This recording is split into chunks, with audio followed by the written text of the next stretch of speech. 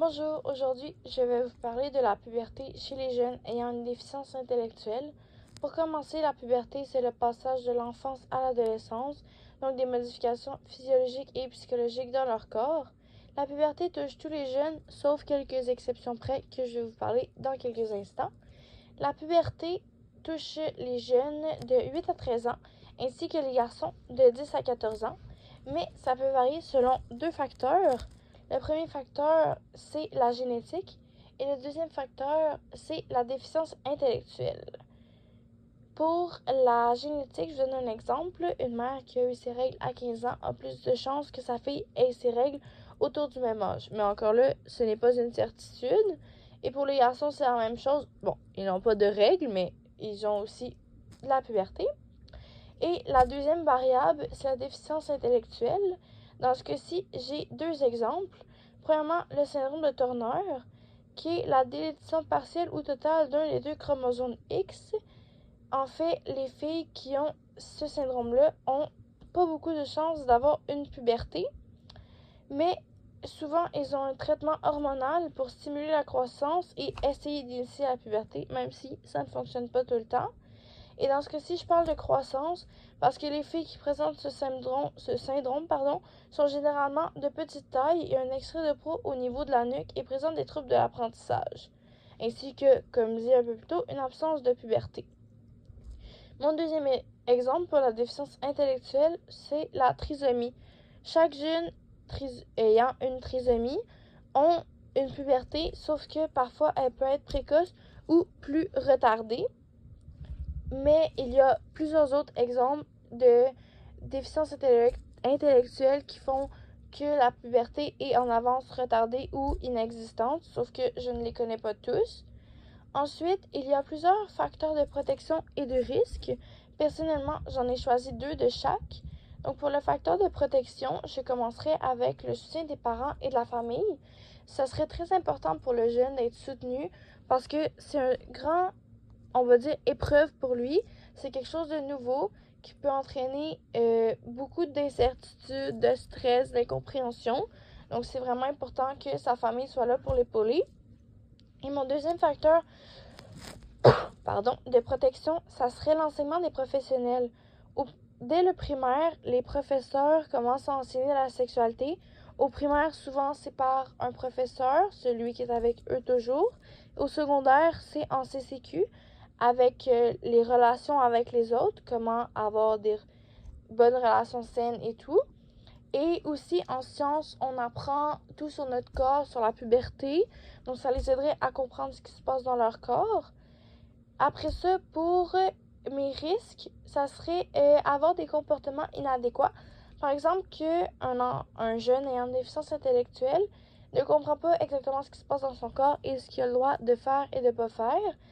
Eh bien, il pourrait se masturber dans un lieu public, ce qui pourrait avoir des conséquences assez graves pour lui, étant donné que c'est interdit. Ensuite, mon deuxième risque, ça serait pour sa sécurité. Exemple, il comprend pas que le consentement c'est important, donc il fait des choses avec quelqu'un et la personne ne veut pas. Mais après ça, sa sécurité pourrait être mise en jeu parce qu'il pourrait avoir des accusations contre lui. Donc, ce serait mes deux risques. Ensuite, la personne ayant une déficience intellectuelle, quand elle entre dans sa période de puberté, elle a besoin de beaucoup d'accompagnement parce qu'elle a besoin de se faire expliquer en détail ce qui se passe dans son corps. C'est beaucoup de changements. Ça peut, comme je disais un peu plus tôt, occasionner du stress, de l'incompréhension. Et les jeunes ayant une déficience intellectuelle ont plus de difficultés que nous à comprendre ce qui se passe. Ils ont besoin de beaucoup de répétitions, donc avec des mots simples, leur expliquer qu'est-ce qui se passe dans leur corps, comment ça se fait. On peut leur expliquer à l'aide de mots simples, de supports visuels, donc par exemple des images, des pictogrammes, des émissions, des podcasts par exemple qui pourraient expliquer qu'est-ce que la puberté. Donc pour ça, ils ont besoin souvent de leurs parents, de leurs proches. Ensuite, la personne ayant une déficience intellectuelle, quand elle arrive dans sa puberté, elle a besoin de se faire énormément rassurer parce que ceux qui ont une déficience intellectuelle ont besoin d'être rassurés parce que ils ont de nouvelles pulsions. Par exemple, les filles ont leurs règles, mais ça peut entraîner un mouvement de panique quand on a nos règles pour la première fois. On comprend pas pourquoi on a du sang. Donc, ils ont besoin vraiment d'être rassurés. C'est des gros changements pour eux. Ça peut entraîner des grosses émotions. Si on les rassure pas, ça pourrait entraîner des problèmes plus graves. Ensuite, pour la famille, ce serait vraiment important qu'ils se fassent informer sur les interventions à privilégier auprès de leurs jeunes pour pouvoir mieux les aider, mieux les... j'ai pas le mot, mais mieux les aider, mieux les éduquer, de sorte à ce que pour les jeunes, ça soit plus facile, mais aussi que les parents, ça soit plus facile et qu'ils nagent pas dans un blanc total quand que leur enfant arrive à leur puberté. Ensuite, la famille aurait aussi besoin de ressources, d'aide, donc vers qui se tourner. Exemple, ils n'arrivent pas avec l'enfant ou l'enfant développe de mauvais comportements suite à leur puberté. Ce serait important pour eux de se faire accompagner et ne pas juste se faire lâcher dans un vide avec un enfant qui, par exemple, pourrait devenir violent ou pourrait se servir de sa puberté ou des membres de son corps sur des mauvaises personnes, dans des mauvais endroits. Donc, ça serait très, très important de pouvoir les outiller pour ça. Il y a plusieurs ressources. Ça pourrait être de mettre des liens en ligne qui peuvent aller lire comment bien gérer un enfant, exemple trisomique, qui présente des signes de puberté, des choses comme ça. Et pour finir, j'ai trouvé 2 ressources pour autant aider les jeunes ayant une puberté ainsi que les parents qui ont un jeune ayant une déficience intellectuelle.